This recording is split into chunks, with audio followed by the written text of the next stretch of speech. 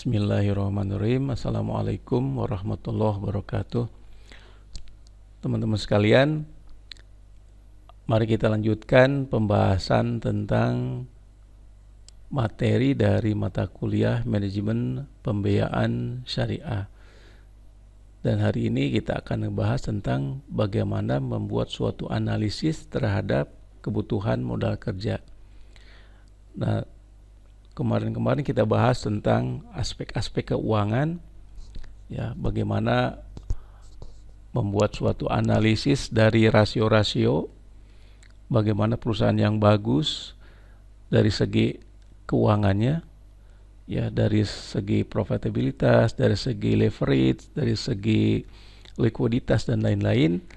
Nah, setelah rasio keuangannya dinilai bagus, maka kita akan membuat suatu perhitungannya gitu ya, karena kita ketahui bahwa perhitungan itu akan berdampak kepada nasabah itu sendiri ya. Jadi kalau memang nilainya pas gitu ya, maka akan lebih bagus lagi gitu ya. Nah, kita bahas dulu apa itu modal kerja ya. Jadi untuk kebutuhan modal kerja ini kita pahami dulu bahwa yang namanya modal kerja itu adalah modal yang habis dalam suatu siklus usaha. Nah, jadi kalau kita ngomongin kebutuhan modal kerja, ya kita menghitung bagaimana nasabah pada saat mengajukan pembelian itu untuk membiayai suatu usaha yang akan habis dalam suatu siklus usaha ya. Nah, yang dimaksud dengan sini adalah misalnya untuk kebutuhan bahan produksi, ya, kemudian kebutuhan untuk biaya tenaga kerja dan juga kebutuhan untuk biaya overhead ya. Nah, supaya Anda nggak bingung, kita akan melihat apa itu modal kerja dulu ya. Nah, modal kerja sebetulnya adalah modal yang digunakan untuk membiayai suatu usaha yang habis dalam suatu siklus usaha ya. Jadi kalau misal contohnya suatu usaha ya, misalnya jual beli bakso ya, yang paling gampang contohnya. Nah, untuk membuat bakso itu maka dibutuhkan modal kerja ya. Maka orang yang bikin bakso akan butuh untuk membeli bahan bakunya, untuk beli terigu, untuk beli daging ya, untuk beli bumbu-bumbu ya, kemudian untuk membeli bahan bakar ya, untuk mengolahnya itu. Nah, dia itu sebut sebagai modal kerjanya. Tapi kalau misalnya dia butuh untuk membuat baksonya ya, contoh misalnya butuh untuk kompornya, untuk kewalinya, kemudian untuk pencacah dagingnya. Nah, itu masuk ke modal investasi. Kenapa disebut investasi? Karena modal yang digunakannya tidak habis dalam suatu siklus usaha ya. Nah, kalau investasi itu untuk membiayai suatu usaha yang tidak habis dalam satu siklus usaha. Jadi kalau memang misalnya contohnya tadi pabrik bakso ya, contohnya adalah bagaimana membeli barang-barang untuk mengolah bakso itu sendiri ya. Misalnya ada penggilingan daging ya, untuk penghancur dari daging itu sendiri ya, kemudian untuk membuat adonan ya, mixer dan lain-lain. Nah, itu disebut sebagai kebutuhan investasinya ya. Atau yang paling gampang, kalau Anda pahami, ada suatu SPBU, stasiun pengisian bahan bakar, maka yang disebut dengan modal investasinya itu adalah tanahnya, kemudian bangunannya, dispenser untuk memasukkan atau menyalurkan dari bensinnya. Nah, sementara untuk modal kerjanya itu adalah pengusaha itu untuk membeli bensin ke Pertamina ya. Itu ya, untuk supaya Anda paham. Nah, sekarang bagaimana menghitung modal kerja sendiri ya. Nah, di sini ada faktor yang mempengaruhi dari modal kerja itu sendiri ya. Contoh misalnya bahwa untuk membuat perhitungan modal kerja itu, maka Modal kerja yang harus dipahami, modal kerja itu dipengaruhi oleh eh, siklus ya. Nah, siklus itu adalah kalau kita lihat ada jangka waktu pengeluaran uang tunai sampai dengan uang tunai itu kembali ya, disebut sebagai turnover of working capital atau TOWC. Nah, dengan adanya memperhatikan siklus ini, maka pengaruh terhadap kebutuhan modal kita sendiri ya. Jadi kalau kita pahami misalnya modal dari siklus usaha itu seperti ini ya. Jadi ada modal kerja di sini, kemudian modal kerja itu kan ada kas, ada bahan baku, ada barang setengah jadi, barang jadi dan juga piutang sampai kembali ke kas. Nah, proses dari modal kerja ini dimulai dari kas, bahan baku, barang setengah jadi itu perlu waktu. Nah, perlu waktu lagi misalnya untuk bahan baku ya. Bagaimana perusahaan mengolah bahan baku itu menjadi barang setengah jadi ya. Misalnya kalau di perusahaan clothing atau konveksi ini butuh berapa waktu dari bahan baku menjadi barang setengah jadi gitu ya. Kemudian barang setengah jadi menjadi barang jadi, misalnya kain yang sudah dipotong-potong ya. Kemudian dibikin barang jadi menjadi baju atau menjadi celana, maka itu menjadi proses lah. Kemudian ketika barang jadi dijual, nah masalahnya barang dijual itu bisa langsung menjadi kas kalau dijual secara tunai, tapi kalau dijual dengan menghutangkan maka akan ada menjadi piutang terlebih dahulu. Nah itu namanya sebagai siklusnya ya. Nah jadi kalau misalnya kita contohkan tadi ada pabrik tukang bakso, maka kalau pendapatannya dia dalam 1 bulan itu bukan dikatakan sebagai modalnya gitu ya. Jadi kalau misalnya pendapatannya 1 juta, modalnya 500.000, kemudian laba per harinya adalah 500.000, maka boleh dikatakan salesnya atau penjualannya dalam 1 bulan 30 juta. Kemudian labanya adalah 500.000 kali 30 ada 15 juta. Nah ini bukan berarti dikatakan bahwa modalnya itu adalah 15 juta ya, atau modal 30 juta. Karena apa? Modal cuma 500.000 gitu ya. Nah kemudian kita contoh lain misalnya ya, untuk pendapatan maklar mobil 1 bulan ya, disebutkan bahwa modalnya 40 juta.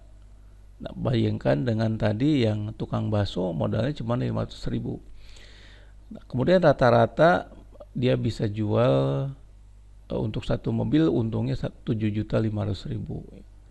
Kemudian rata-rata penjualnya sebulan bisa 2 kali.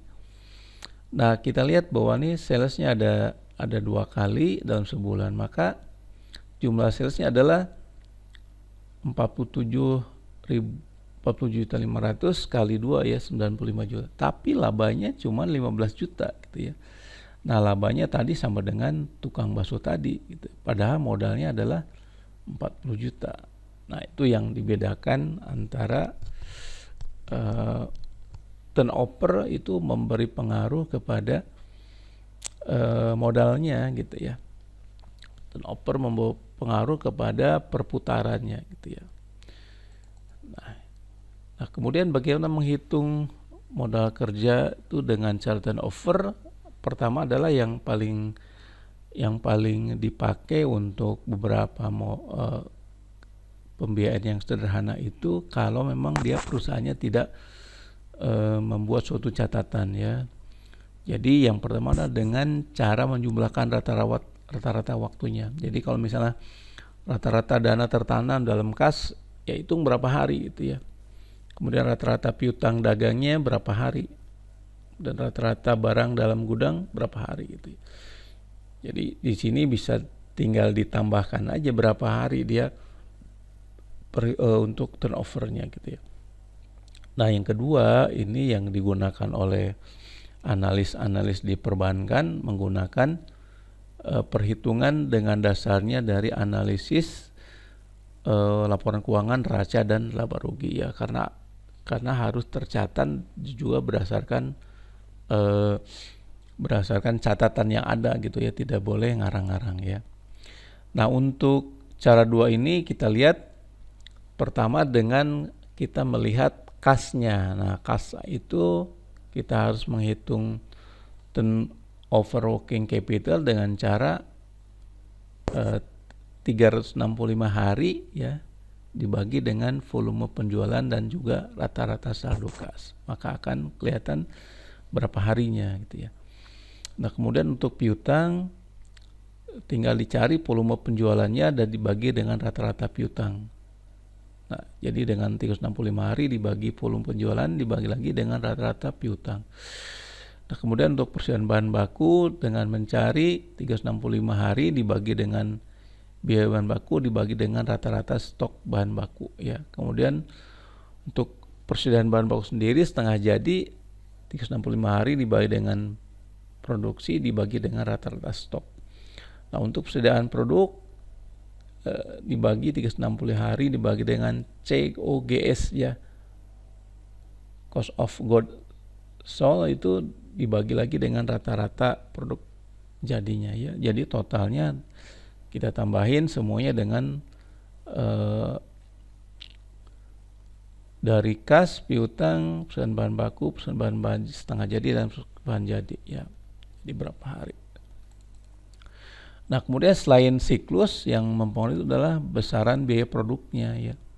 Jadi semakin besar biaya maka semakin besar kebutuhan modal kerja ya. Contoh misalnya untuk bikin bakso ya produk untuk membeli bahan bakunya cuma 15.000 ya. Tapi kalau untuk industri seperti clothing ya atau orang-orang jualan produk pakaian ya, itu tentu besar ya. Karena apa? Untuk bahan baku kain, untuk bahan baku kancing, benang dan lain itu butuh modal kerja besar.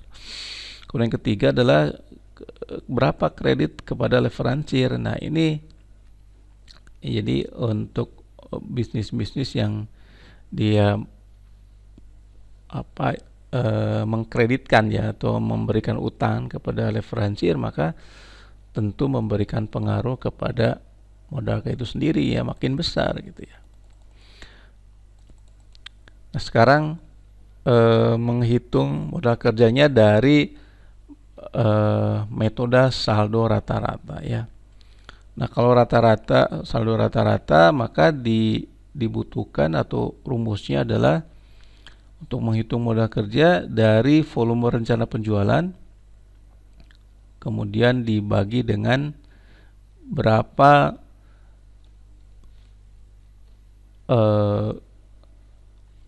perputarannya ya. Nah, baru dikurai dengan hutang lancar. Nah, volume rencana penjualan ini misalnya berapa penjualan sekarang itu dikalikan 150% atau dikali 120% baru dikurangi dengan hutang lancar. Nah, hutang lancar ini kalau nggak kelihatan hutang lancarnya boleh ya dikalikan dengan current ratio dikurangi 100% ya. Nah, sekarang misalnya kita contohkan untuk komponen modal kerja ya. Untuk modal kerja ini kan ada uang tunai, ada persediaan ya. Kemudian ada piutang. Nah, yang harus kita lakukan adalah pertama menghitung dari perputaran itu sendiri ya atau turnovernya. Nah, untuk uang tunai maka untuk menghitung kita tahu bahwa untuk menghitung tunai itu adalah dengan menghitung dari sales atau penjualan dibagi rata-rata kas ya.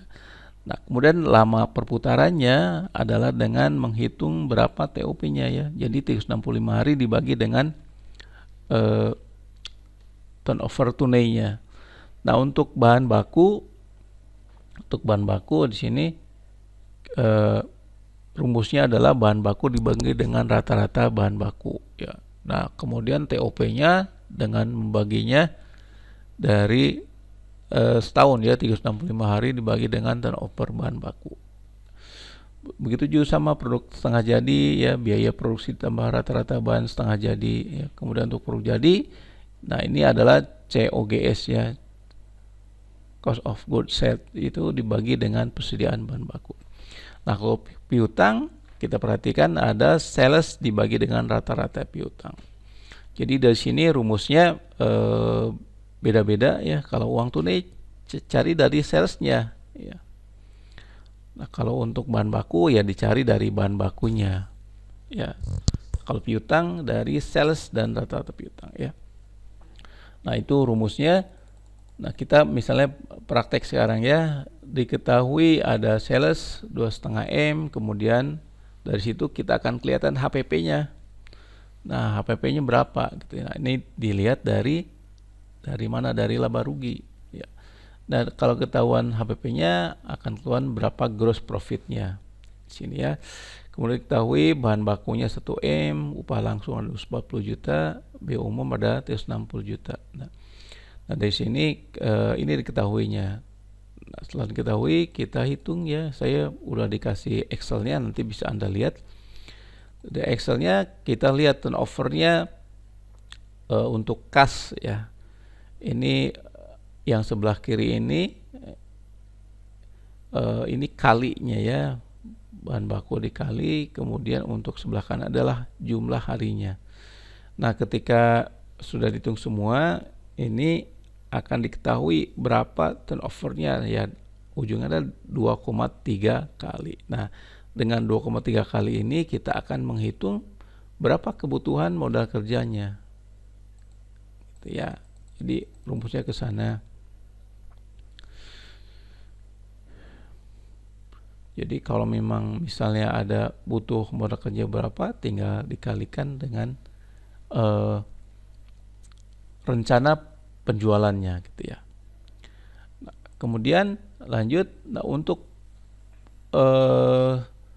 dengan menggunakan pendekatan biaya malah ini lebih mudah lagi ya. Kalau mudah lagi itu dia berapa TOP-nya biaya ya dalam 1 bulan, tinggal dikali dengan utang lancarnya ya. Nih saya kasihkan nanti Excel-nya, di situ ada rumusnya. Nah, Anda tinggal pelajari lagi ya, berulang-ulang supaya Anda paham gitu ya. Nah, kemudian metode unsur biaya ini akan bergantung kepada komponennya ya. Ada biaya tenaga kerjanya, biaya material, dan juga biaya overhead dalam sebulan. Nah, disebut dengan komponen biaya industri ya, untuk biaya manufacturing material ya, kemudian ada biaya tenaga kerja atau labor, kemudian ada overhead dan rincian lainnya ya. Karena apa? Karena untuk industri ini banyak. Kalau yang tadi kita hitung kan bakso, usaha clothing itu terlalu banyak.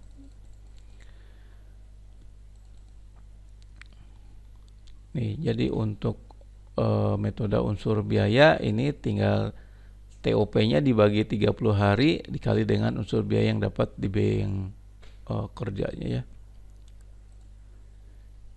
Jadi itu saja yang bisa sampaikan.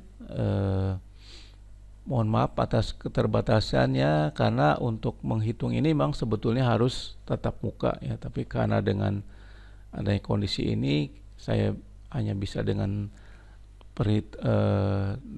video ini. Mudah-mudahan bisa memberikan penjelasan dari sekedar hanya membaca teksnya saja ya. Itu saja yang bisa sampaikan. Mohon maaf atas kekurangannya. Sampai ketemu di pertemuan berikutnya tentang perhitungan kebutuhan modal investasi. Demikian, assalamualaikum warahmatullahi wabarakatuh.